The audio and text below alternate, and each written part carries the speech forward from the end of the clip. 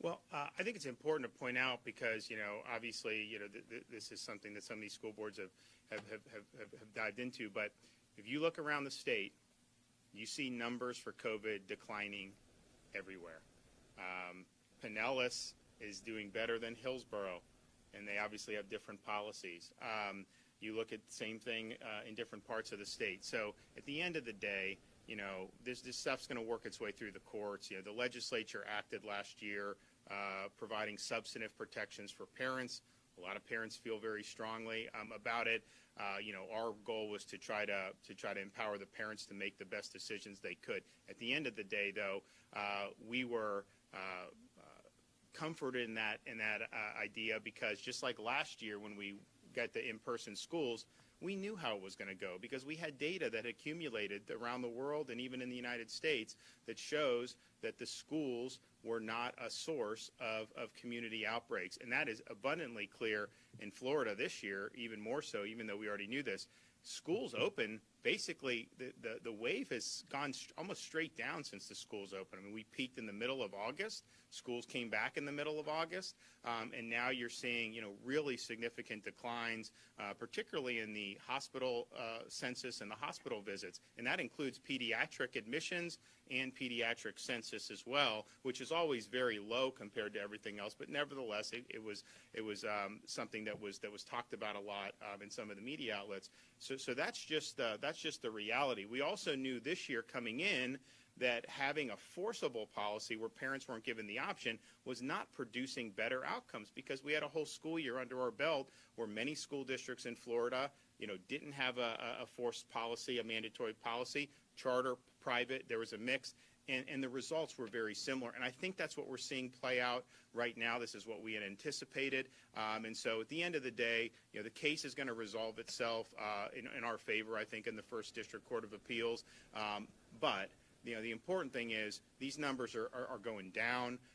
It's also important. I think everyone acknowledges now that this Delta variant is not more dangerous for kids than the Alpha was, which is obviously good as a parent of 3 young kids. That was a concern of ours when this first happened, and the data has always been very, very positive. I mean, that's just the reality. So that's a good thing, but I think that the trend has been really good, and so you bring millions of kids back into the classroom, and the numbers are going down. So it just shows that schools should never be targeted for closure or any of this stuff with respect to COVID. Look, we don't know what's going to happen in the future. I mean, these things obviously have gone up and down in cycles. But in Florida, we're going to make sure parents have the ability to send their kid to school. But in some of these other states, when they start seeing waves like we've just seen, I do worry that they may try to close the schools, but somehow they're targeting schools without any underlying data to show. So we've continued to see numbers decline. That's a really good thing. We're going to talk a little bit more about it later in the week, but our focus on early treatment with the monoclonal antibodies has made a real difference. I mean, our admissions today are the lowest they've been since the middle of July, and it's fallen very, very quickly. Over the last many weeks. We had a big decline today, Monday, Tuesday, which usually you don't see much change in the census the way the hospitals operate. And so we anticipate continuing to see strong declines in the hospital census and fewer people being admitted. We actually, once the word got out about, hey, there's actually something you can do if you're high risk, if you get this treatment, you can get the symptoms resolved. A lot of times we've had great success, but as the word got out, more and more people started going to our sites, which was great. We've actually seen now in the last week, we've seen a decline of people going.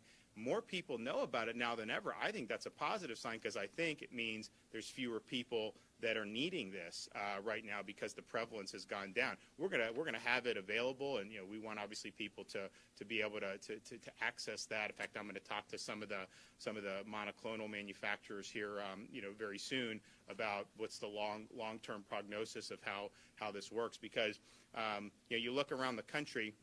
I think the cases are up 300% year over year nationally, even though we have all these people that have recovered from COVID and 210 million people have been vaccinated. So I think that just means we've got to make sure that we're also offering treatments for folks, and so that's what we've done here, and I think it's made a really positive difference.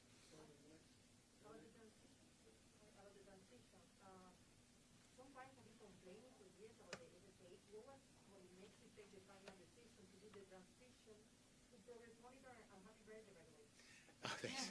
So I think it's two things. I think it's one is even though, I mean, I graduated Denny in the pre-FSA era, and so it wasn't something that but I obviously knew it was a big deal. But as I became governor, I was surprised at just how much time went into it. And Richard and I talked about it from the very beginning. This is something we wanted to tackle because you're having less time to learn and so much time for test preparation. And you do need to measure, but man, you don't want to take away that. And it really sunk in when COVID happened. And Richard's like, oh, well, it's April. He's like, oh, well, it's all FSA from here. I'm like, it takes that long. I mean, so I really was, as I learned that how much time went into it, I said I want more learning and less test prep. But then I think just the fact that we have these tools now, as he mentioned, I mean, you can have algorithms, you can figure out like what's the deficiency, so you can do this in a much more effective way, do it with real-time results, and in a way where parents are going to be able to work with teachers to help remediate any deficiencies. The FSA, you do it, and then if you identify deficiencies, the school year's over by the time you get the results. And so this just seems like it's much more sensible, and I appreciate Richard and I mean, we've been talking about this really for the past year and a half probably. Last legislative session, we really focused on the early learning and the teacher bonuses, which was important. This is going to be our primary education reform initiative for the upcoming legislative session. One more.